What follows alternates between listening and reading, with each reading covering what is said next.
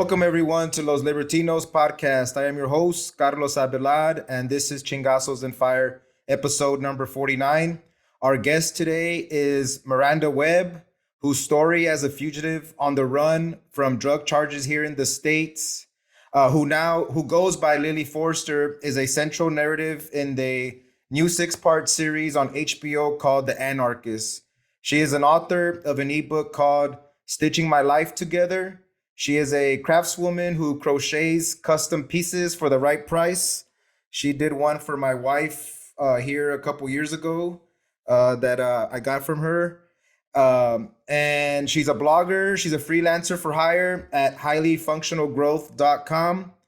She's also on the Anarchapulco team. They hope to add a new portion called Agoraforco. I think that's the right way to say it, on the second week of the event. And most importantly to me, she is a thrower of Chingasos, someone that wants to be free in an unfree world. Welcome. Thank you. Thank you for having me. Yes, it's nice to talk to you in person. I know we've always kind of talked here and there, and I've been following your story since I first heard of it on the Dad Russell podcast several years ago. So it's nice to talk to you. Just like on a lot of my podcasts, there's going to be a lot of people that know some of your background story, and obviously a lot of people would have seen it. But there's a lot of people that listen to my show that do not know any of this world that we kind of, I kind of touch. You were really in the mix here. So can you kind of give you can give a short background of kind of how you kind of got into this world of anarchy, libertarianism, all these different avenues here? Well, this is mentioned a little bit in the show, but my parents were both pretty anarchistic when I call them agorists, which is more of like a practical anarchist, if you ask me. But my mom was a drug dealer. She met my dad because she sold weed to him. And it's one of those things where like anti-government, mistrust of government, police, all of that has somewhat been a part of my life since really before I was born. It was like the story told my whole life that my mom knew she was pregnant and then got arrested with my dad for possession in Ohio and like was in jail with me for a short time and then gets out of jail and tells him, oh, by the way, I'm pregnant. So it's like, I mean, it's been a part of my life since, before day one, technically. So like, it was kind of an easy jump for me. I went to college and I tried to figure out what I felt politically speaking. I was actually surrounded by a lot of socialists and had socialist friends. So I looked into that first and it didn't resonate with me. And then I found people like Konkin was really the big one.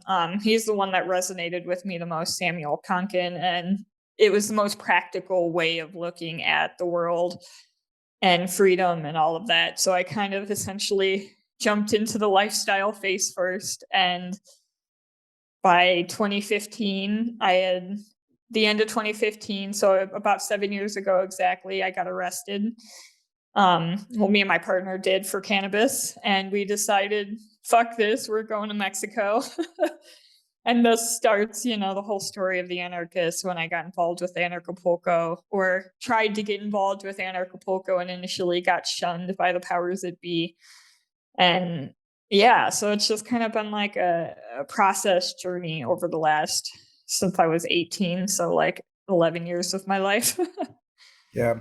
No, the story is very fascinating. And so I guess my first question is that you started off blogging before the show started. You had a piece called I'm Not Ready. And so my question is, from that blog post to your most recent one, which was about the final episode called Evolution, uh, what in real time as you're watching yourself, I mean, that has to be a trip. Like you're watching yourself on TV. So like, and I know earlier in the week, or I forgot I think you had posted something, you had asked a question like, oh, what did you guys think about the series? And I kind of responded kind of jokingly, obviously. I was like, man, gringos can really put on novelas here. And it was like It's true. like all the drama that was involved. But like, I guess my question is like seeing it from the beginning to the end, how was your journey dealing with watching yourself as you know people are seeing you as a character, but they don't know every single thing? Like, I don't know, just the whole journey of your mind through those 6 weeks, you know? It was weird because like I was definitely like, what all are they going to include? I had a hunch that they were going to reveal my full name because obviously I remember being asked that question and I remember my response to it. But it was just like that, that first post, I was just kind of freaking out. And then the first episode, I was like, okay, this won't be so bad. And then by episode 3, it was just like being dunked back into trauma. And then, like a lot of these things, the thing that I appreciate about the show is for the most part, it kind of stayed true to what each character felt, even if it didn't line up with reality. And I mean, if I'm being honest, a lot of what the Freeman said didn't line up with reality, but like Wait, it was say it that was how again. they Say that were again. feeling. Can you say that again? I heard. Okay, you said it lined up what they were feeling, but not the way the reality. Can you explain that further? A little bit? Okay, so the first thing that comes up in the series that aligns with what people were feeling, but not necessarily reality, is the Freeman's accusation of me selling cocaine. They had Oh, no okay. proof of that, and I actually have proof to the contrary of it that I just haven't released because, I know who I am and I know what I didn't do. The second thing is really what went down with Nathan Freeman and Acapulco. Jeff Berwick just put out a video after this last episode on Monday that explained in detail what happened there, what really happened there, like, Oh, and I didn't see that. I didn't see that. What happened? it So what happened? Yeah.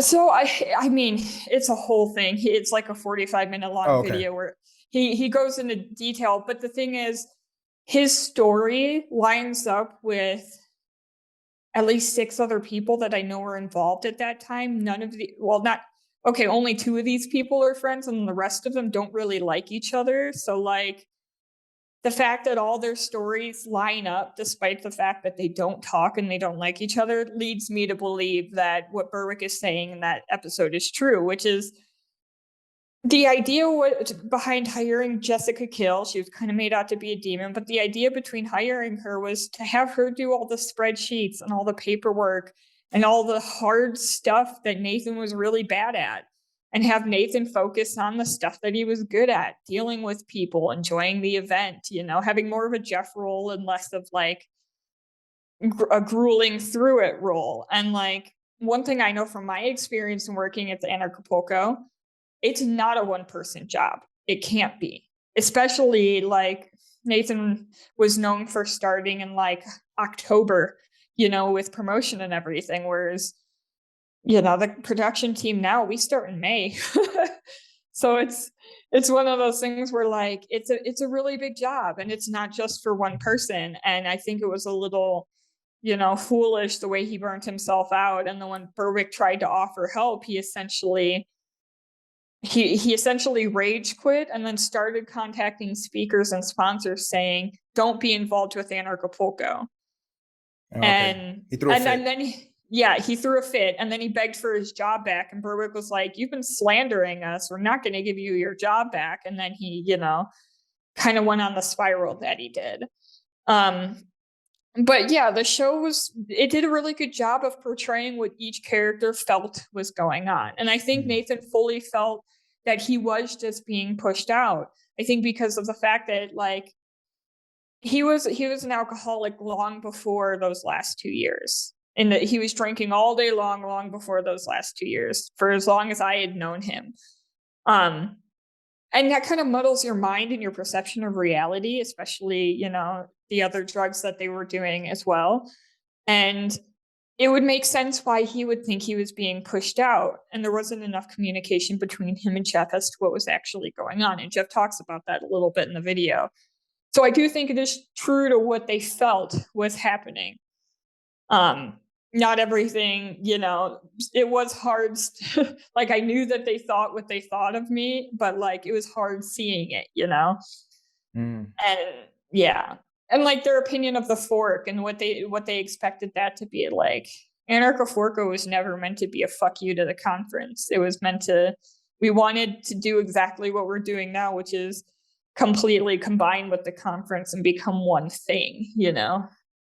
And that was never understood. Lack of communication was a big thing in that community.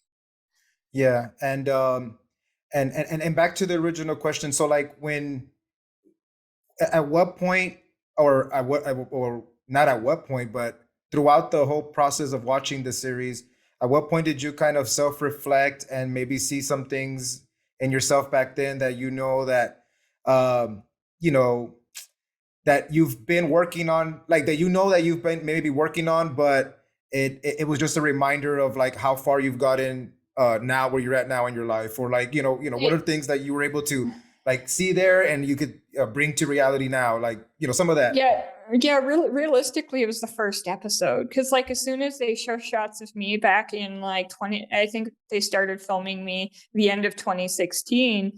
You can just see everything about my demeanor back then. I was very meek. I was quiet. A lot of people said I just looked scared.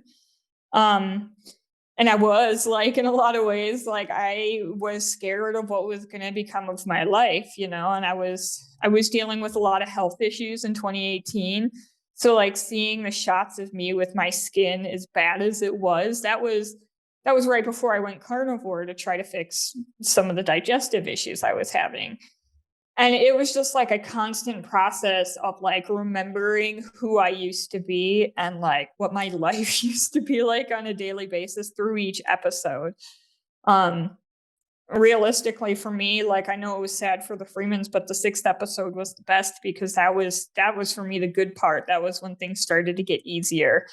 The tears in that one, although I did cry a little for Nathan's kids, most of the tears in episode 6 were happy tears, but in the previous episodes it was just like remembering what we went through and how things could have been differently, because pretty much everything could have been handled differently. Everything from me having left that relationship possibly to handling the Paul situation differently to shit handling the Freeman situation differently, because like I don't think they really understood that they were part of our motivation for moving there.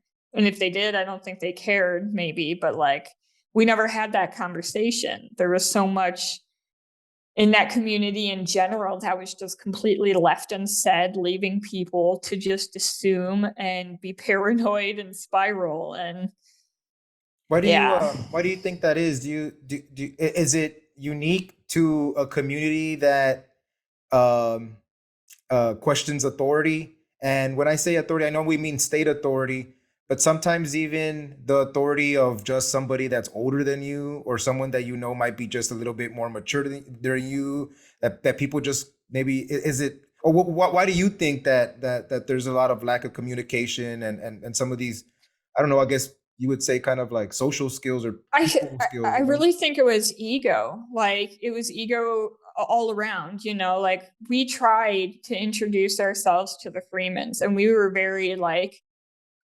obviously, go away. I don't have time for you with them. When they were very friendly with other people that maybe had more standing within the community. At that time. It was that, and then like once the conflict got to a certain point, it became ego on all sides because we weren't going to bow to them and be like, oh, you guys, when they treated us like shit. And then in turn, it was just like this revolving cycle of them treating us like shit and us getting a chip on our shoulder. And then like it got bigger and bigger in that way. And really all of it was ego. Like when all the stuff with Paul was going on, it took up until right before John was murdered for him to realize that he probably played a huge part in why Paul was harassing us the way he was and why he was so angry with us. And it was like a lot of too little too late in that sort of regard. It was mostly ego, I think. I think it was less to do with authority because when we showed up there, we were totally willing to like, you know, respect the cat herder, and we tried, and people kept telling us, oh, you got to talk to the Freemans. But every time we tried, they literally would not talk to us. And I think that's what led to the criticisms that were very public online, which, Yours, right? Yours? they technically, like, I agreed to them to an extent, but I am not the one that did any of that posting.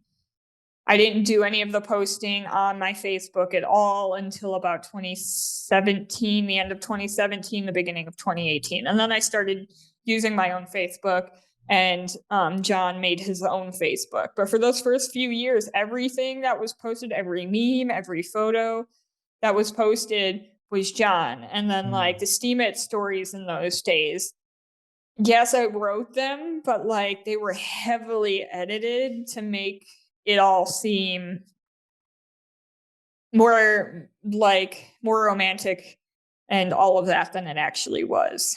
So I didn't have much control over that. Like, I had criticisms of Anarchapulco in 2020 when I went too, but I handled them differently. And I think if I was alone, I would have handled them differently back then too. Because what I did in 2020, my gut instinct was write a list of all the criticisms I had. And I was eventually going to go to Jeff Berwick and be like, let me work for you at the conference and help fix all these things. And, it was not just my criticisms. It was other people got comfortable telling me what they didn't like because of my reputation. But I didn't end up even showing him that list. It was Kat Bonendine who got hired by him, and she hired me. And I just, started working on those things one at a time, just being a part of the team. And I think that's a better way, like put your effort where your mouth is, sort of thing, instead of just bitching on the internet. Yeah. Because No, it didn't work out. yeah, no, it just sounds like a more, mature take, right? Like, I mean, it's just there's Exactly. and and you guys were still young, I mean, well, we all anyway. Yeah, I understand that take. Yeah, a lot better about that. So hey, what's up, guys? Don't forget to visit our sponsor, Paloma Verde CBD. It is a company that is ran by my wife, Vanessa, and us here as a family. Um, be sure to use the promo code Chingasos, CHINGASOS, for 20% off anything in the store. Um, be sure to look out for some new products that are going to be coming down the line, possibly in the next week or two. Definitely the 5 milligram THC gummies that are going to be coming. Trust me, those are interesting and fun. So keep an eye out for those, and please visit palomaverdecbd.com. Thank you. So uh, you had mentioned a little bit of the in those middle episodes the trauma, and uh, I guess on this question, it's a short question, but I think it has a long time period here. So my question is, who was Shane Kress, and then ultimately, who do you think killed John Galton? Okay, so Shane Kress is the guy known as John Galton in the docuseries and is my former life partner. We met in college and kind of ended up like he was who I kind of jumped into the outlaw life with pretty immediately. Like I'm pretty sure it was like our first real date. He showed me his weed grow in his basement, which was eventually used to keep me around, because when things would get tough and I'd consider leaving, it was, well, I can't trust you to not go to the cops, when really I think he knew better. Like, my childhood, I would not have gone to the cops regardless of what he did to me, but I stuck around kind of as a way to prove kind of like a ride or die thing. And the universe kind of tried to show me in different ways that relationship wasn't right for me, and the world has a way of showing you little crises and then making them more intense and more intense as time goes on, to try to get you to realign yourself onto a path you're supposed to be on. And I really ignored those red flags and things for a long time, until I ended up arrested. Can you talk Go about the ahead. little? Oh, no, I'm getting ahead of you. I'm sorry. Go ahead. Yeah. And yeah, it's one of those things where the little things that started off with just bad relationship dynamics, arguments really early on in the relationship, like 2 weeks on in the relationship, we were considering breaking up, and we didn't. And then like a couple months into that relationship, his landlord, because he had this house rented before I met him, found the weed grow and kicked us out. Like he said, look, I'm not going to call the cops on you, but you need to get the hell out of my house already. And that should have been a sign, you know? And it was just little things like that, like over the years that would happen, that would show us like, we'd work hard on something, it'd fall apart in a big catastrophic way. And then we just continue trudging forward. And eventually we ended up getting arrested. And it was one of those things where like, I don't think I would have been arrested in the same way or even searched if I didn't have him there, because he was very snarky towards the cops and like, no, you don't have consent to a search and all of that. And part of what made that arrest so bad is the guy that actually arrested us from the drug task force happened to also be this guy that used to come to my drug policy meetings in college. I was president of Students for Sensible Drug Policy at Kent's campus. And he would come to my meetings acting like he was from the nearby school and couldn't, he was trying to get support to open his own version. It was one of those things where like we called him as an undercover and were watchful of him and wouldn't give him information to our parties and stuff because we did have parties. And later, when we got arrested, he walked up and looked at me and he's like, oh, look who I finally got. I don't know what I'm charging you with, but it's going to stick. And that day I found out I was driving around with 5 felonies. And it was just like we were moving. Like, so a lot of that stuff is stuff we had picked up from families that was storing a little bit of stuff for us. And we were moving to Detroit. We were going back and forth for our things. And we just happened to get picked up on the way back to Detroit. And like, it was one of those things where like, after we got out of jail, we kind of sat and had a conversation like, look, neither of us have the money for lawyers. What are we going to do about this? And we actually first watched an episode of Berwick with his view of Acapulco. And we're like, maybe Acapulco. So we started looking for videos about people in the community and found the Freeman's video and decided that was where we were going to go. And we set a goal of being there by Acapulco 2016. And we made it like 4 days early or something like that. And it was just like, we got to Mexico and we crossed the border with like $50. The only reason we made it to Acapulco was because a friend decided to come with us. And we ended up staying in like the Rocky Point area for like 3 days waiting for him to get to us. And he paid our way to Acapulco. And a loan that we eventually paid back, but he still paid for it and helped us get there and helped us get a place and get started. He eventually left because the relationship situation he was living in with us, like witnessing my relationship was so toxic, he didn't want to deal with it. So he kind of like left us with a little bit of money to like, not completely fail, and was like, I'm out of here. This is too much. And then it was just like, we were just trying to survive there. Like I was cooking food. We were selling edibles to the community. All of these things to essentially do what we could to survive. And we were barely scraping by. Like if it wasn't for donations from people here and there, we would not have made it.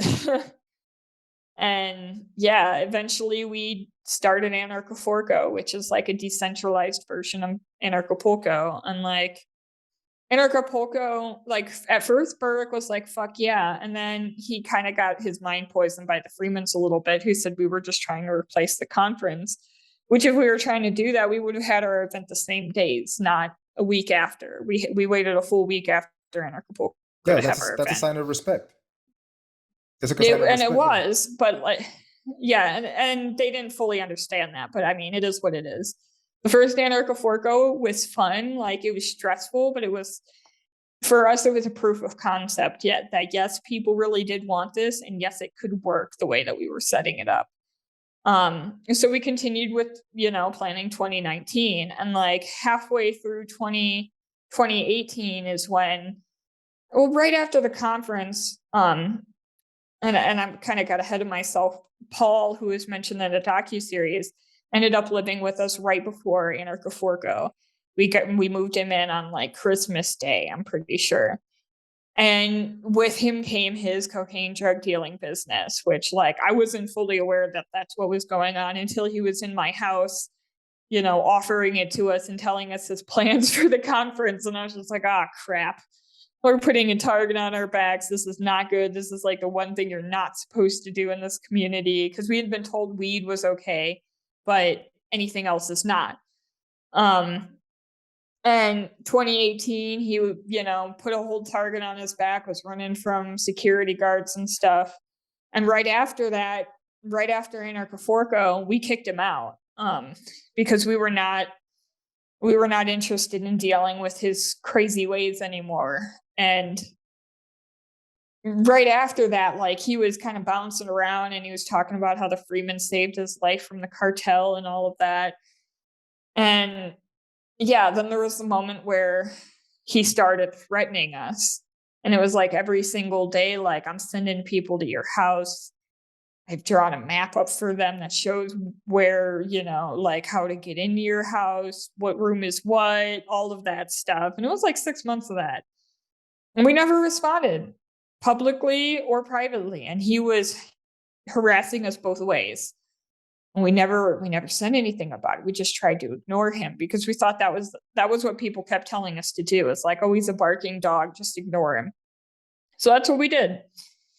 In hindsight, mind you, this whole time, like from when we started in Acapulco and really realistically before, I had tried to leave that relationship probably dozens of times. Like I would literally flee the house with nothing, be gone for a few days with a friend, and then somehow end up back there trying again. Did the producers get some of that? Because in the show, it comes off as like John being very like kind of soft spoken, kind of nice, kind of chill, like that. He was But they really portrayed him. good. It came off like that, you know. But I know this backstory. But anybody watching it would not know that you guys had beef like That was that. that was the frustrating part of the show for me, because they didn't talk about any of that stuff until the very last episode.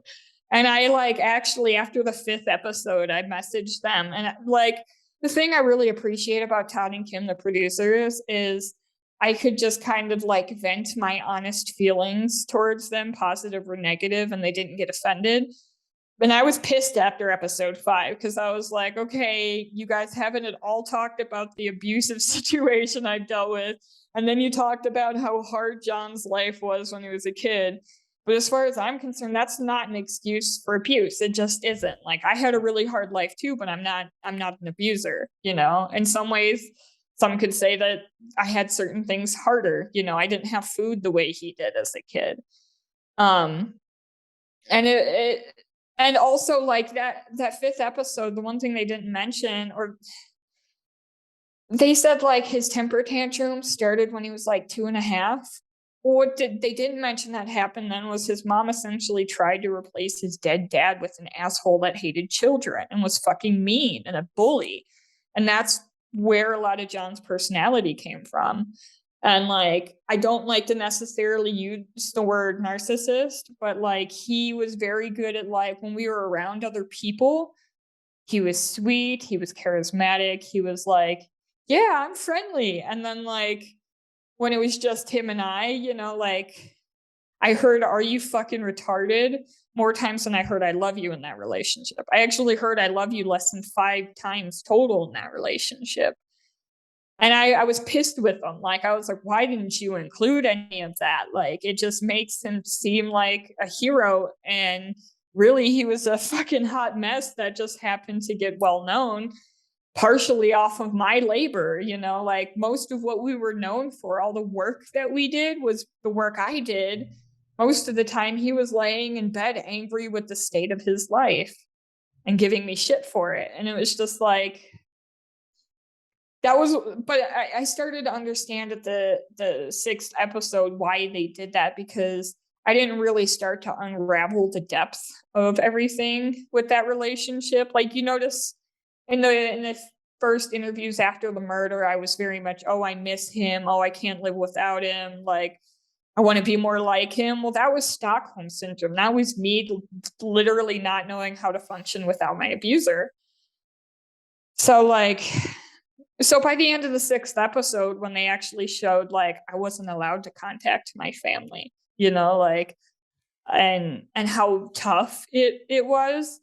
I mean, they could have shown more, but like I started to feel more seen in that way, because the reality is it was a fucking mess the whole time. Like So the other it's day, go I was gonna ahead. say, so even though it was frustrating to watch on TV and you know what happened, you also have kind of said that the producers can only do so much to put something on TV that keeps people like kind of captivated and in, because Well, they still got to paint yeah. a story, right? They got to have a story and all that in there, and right? I and mean, not only that, but like I could see the one thing, like I wish I could have watched it from start to finish, and they did try to get me like essentially preview links from HBO to be able to watch it all in advance. oh, okay. But HBO was like, fuck that. So I had to watch it, as each one came out, like everybody else did. But I wish I could have watched it all at once, because I could have seen it as a whole for what it was. But as the series went on, it's the end of the 5th episode, and they still haven't even alluded to any abuse, it was still very much like, there's this couple living this like romantic outlaw lifestyle, and then he dies, and then she's lost without him, and then his family is lost without him. And then, in the scene of my dad, where like, he's like, I only went to the memorial because she was in love with him, type of thing. And it's like, even my dad, I think, had a misunderstanding of what was going on there. And like, I talked to him a little bit about that. And he's like, well, yeah, I've gotten more insight about that since then. But like, it just like it frustrated me, but seeing it as a whole, it made sense, because I really didn't start to unpack that stuff until after the 2020 Anarchapulco event.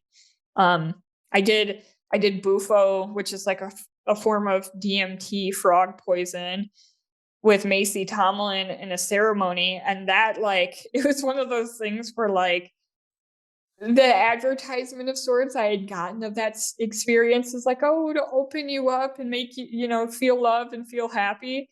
And as soon as I got like actually high on that stuff, like I just felt so much anger.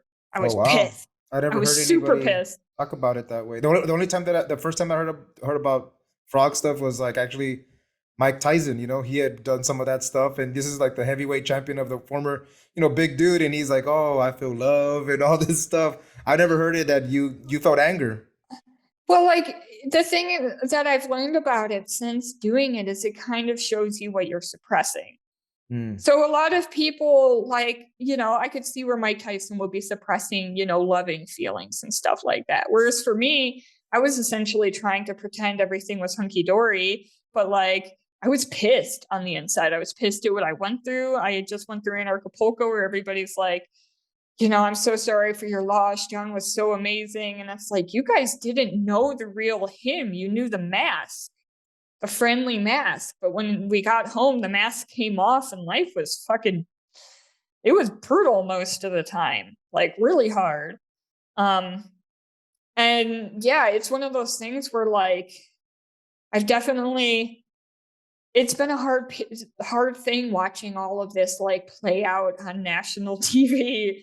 And remembering where I was and like blogging my honest feelings, and then the backlash for my honest feelings. Like his family is really not happy about the way I've talked about my abuse. They were basically like, can't you write about the good times? And I was like, man, the good times always had an undertone of bad, even if we had a smile on and other people thought it was good. Like, What about had more his grandma? His grandma seemed kind of chill, right? Well, I think it was his na- grandma. Yeah, the lady, right? She yeah, was real nice. yeah, she's She okay? she's amazing. I had more, and like I wrote about this, I think, in my 5th episode, like assessment, basically, that like I really thought about it, and part of why I was struggling, with it was I really wanted to think of more positive memories, partially out of respect for his family. And then I thought about it harder and was like, well, that's because I have more positive memories with his family, specifically his Nana, Hmm. than I did with him, like positive, untainted with something else memories. And it was just like, so I wrote about that. But after I wrote about that, his mom unfriended me on Facebook and like essentially started asking for mementos they had sent to me back. which is just like, okay. But yeah, I've had to not only manage my own feelings towards this, but I've in some ways been held responsible for the feelings of other people, that they're like, oh, well, when we watch this show, we see the boy. And it's like, well, I didn't know the boy, and the man was really hard to live with. And I'm not going to deny my reality of that just because I do have some love for, the surviving family. Hey, what's up, guys?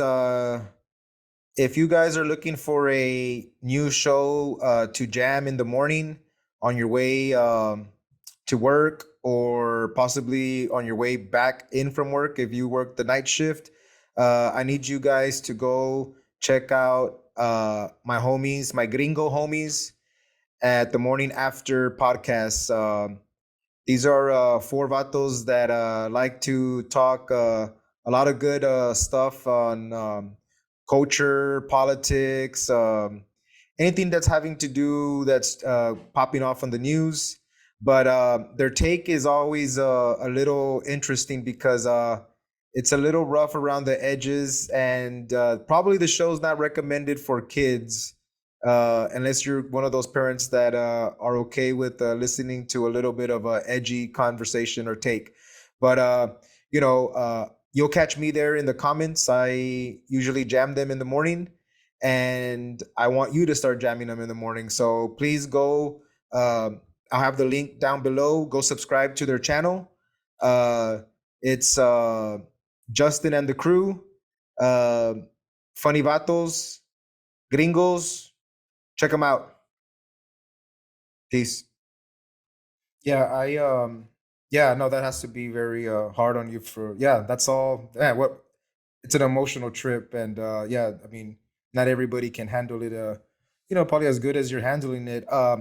One of the uh during this process too, I'm online reading people's comments and all that, and somebody had posted that I guess it was the episode, I guess it would have been three, oh no, three or four, one of those middle episodes where there was a lot more of the drama in there, but that was going to be one of the episodes that was going to make me cry or something. I'm gonna cry. But Mm-hmm. I didn't feel that way. But the one scene that really did affect me, and kind of like got me emotional, was watching your dad look at you give your speech at the 2020 in Acapulco. And man, that right there is what got me, just because I got daughters, and my wife, we have been watching the shows together, and and then she was the one, she goes, oh, just look at him, look at his daughter, look how proud. And then when she said that, and I'm looking at it, I kind of got like, inside, you just get, and so that was a moment that I won't forget. That I really did feel. It felt nice, after all, a lot of the drama that had been going on in the show. And watching that scene, how did you see that watching it on TV, and how was that whole event? Because that portion of the series and all that part with your father there going out there, that was nice. That was yeah, I was emotional that whole episode, but in a really positive way, because it was like that was fun to relive, because really the best times that I've had in Acapulco were with my dad that year. It was like he had on I have a photo somewhere that I should post on Facebook, but somebody like got a photo of him and sent it to me, of his just he had this look of awe on his face the entire time he was there. He was just stunned. He was stunned at the area, he was stunned at my friends, he was stunned at the conference. And he was just like, because before that, like when we would talk on the phone, he would essentially ask me, like, how are you surviving down there? Like, how are you okay? And then, like, once he got there, he was like, oh, I get it. I get it. This is something, and like, yeah, that whole episode had me probably the most emotional. I got pretty emotional like when they talked about my mom and they talked about my childhood and stuff too. Those were really the two parts that got me the most. I think other people got more upset at other parts, but like, yeah, it was kind of because I spent so long hiding from the community, so having my real identity out there was in some ways terrifying, but it was also like a big fucking relief because it's like, okay, now you people kind of have a sense of who I am and where I came from and why I'm this way. And then it was like seeing, you know, because like I knew my dad was watching that stage or like watching that show, me on stage, but I didn't like get to see his reaction the way I did in the show. Like Mm. that was cool. That was definitely pretty cool. Yeah, I mean, he was just looking at you like you're a rock star up there. He was his eyes were like, and then he had no idea. I started envisioning like me looking at my daughters if they, if they were going to give a speech or something and how I would probably be. So that's why I kind of got, it kind of was nice, to think like that. Also something nice that was kind of cool in that towards the on those last episodes. The last episode was your dad kind of growing up and being cool with your current boyfriend, Cabra. Is that how do you say his name in spell? Cabra? What do they call him? Cabra Cuerno, but like his real name's Bernardo, which I don't pronounce correctly, obviously, because of the R. I still can't quite do that correctly, though I've been trying. But like, yeah, that was something special too, because my dad's literally never liked anybody I dated, although I can't necessarily blame him because they were either like assholes or they were just dumb and young and naive, like good people maybe, but not the smartest. And like my dad was always really skeptical and like he really liked, well, we'll call him Cabra. He really liked him from the get. Like, he could just see the way that he was, he'd take care of me and stuff like that. And the way that we worked together, we were selling stuff. There's like the scene of me with my crochet stuff there. And like, he was just happy to see me happy and, know that I was being supported in that way. Like, it was really good to see. Like, I didn't expect any of that. And he even hugged him when he left, which I was like, who are you and what have you done with my father? Yeah, But that's awesome. yeah, it's good to know that like my dad, kind of gave that situation his blessing. Now when I talk to him on the phone, he always asks like, how's your boyfriend doing? How are things going with him? And I definitely really appreciate that. Like, especially after like he hated Shane from day one. He did not like him one bit.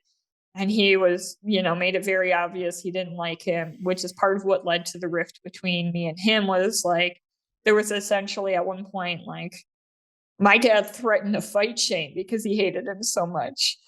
And I mean, like, I get it to an extent looking back, I'm like talking to people like Thaddeus is kind of like, he's like, I kind of ended up with more dads, in that time. Like I have Thaddeus, who's like my intellectual dad. I've got this guy named Doug who, um, I let him post through my blog about how he essentially saved Henson's life because that wasn't talked about in the series.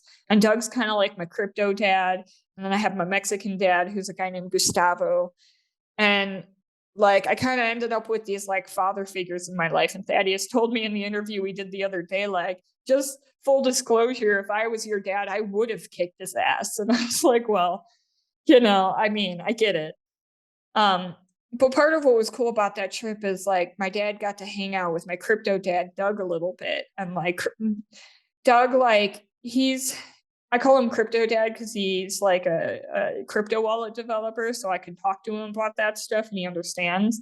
But he's also like my very emotional dad. Like, he's the type that'll cry with you kind of thing. And he was sitting there crying with my dad, like telling him about the times after the murder. And my dad's like, thank you for being another dad to my daughter. Like, when it was in the months before I got in contact with my dad that I had Doug there with me. Like I was hanging out with Doug and his girlfriend a lot in those days.